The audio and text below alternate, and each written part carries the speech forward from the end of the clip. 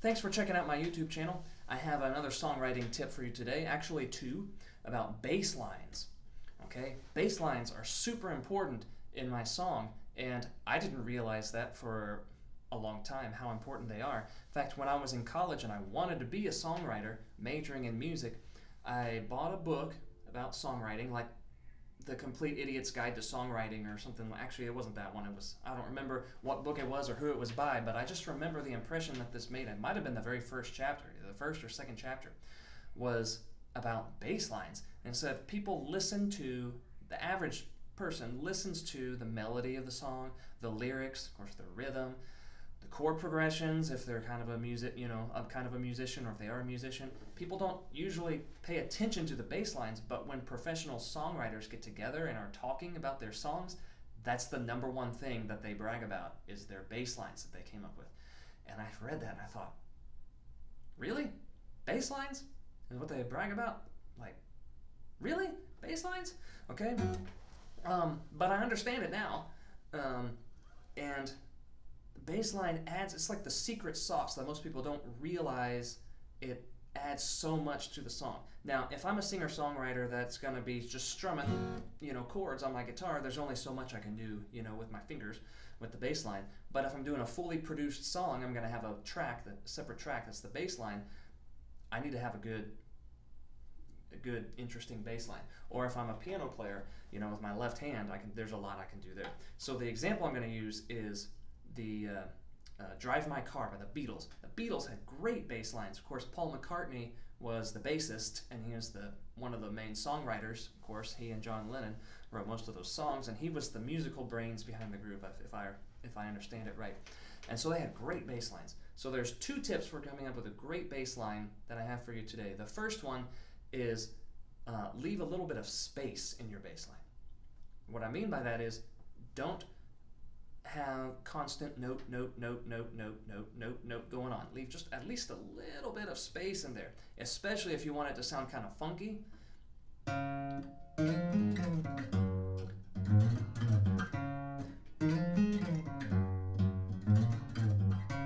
So he plays the first note, which is the root note. And there's just a little bit of silence. It's a longer note, so that gives it a little bit of space, and he puts a little bit of silence before he does this major pentatonic thing going up. Which leads me to tip number 2. Don't just play roots on your bass line. Play roots. Usually if you're learning bass, the first thing you do is play roots of whatever the chord is. Then you add a fifth.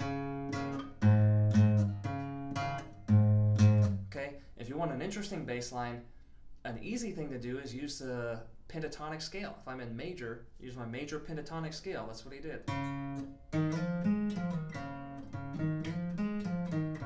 1, 2, 3, 5, 3, 2, 1.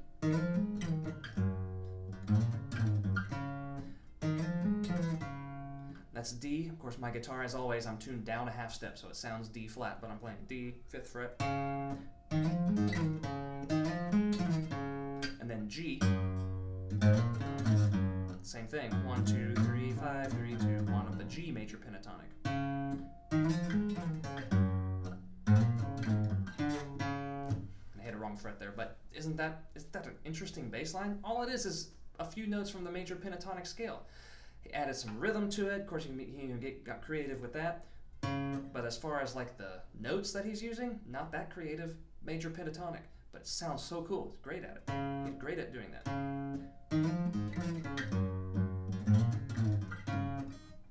Asked the girl what she wanted to be. She said, baby, can't you see? Wanna be famous, star of the screen. Yeah, cool. Great song. Drive My Car, by the way, on the Beatles. So those are my 2 tips for you today for part 1 of creating a great bass line.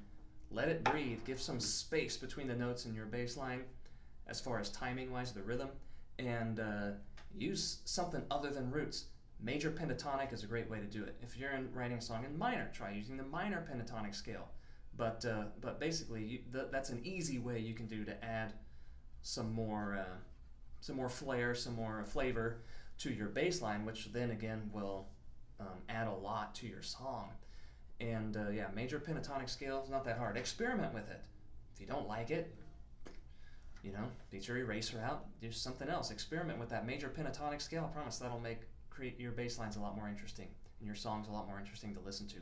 All right, if you want to hear some of my music, normalguymusic.com. Also on my YouTube channel, I have pretty much all my songs on there. You can support me also if you'd like on Patreon, patreon.com/JKT.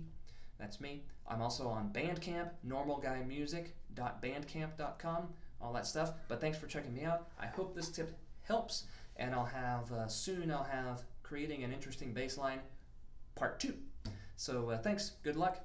Start making those great bass lines.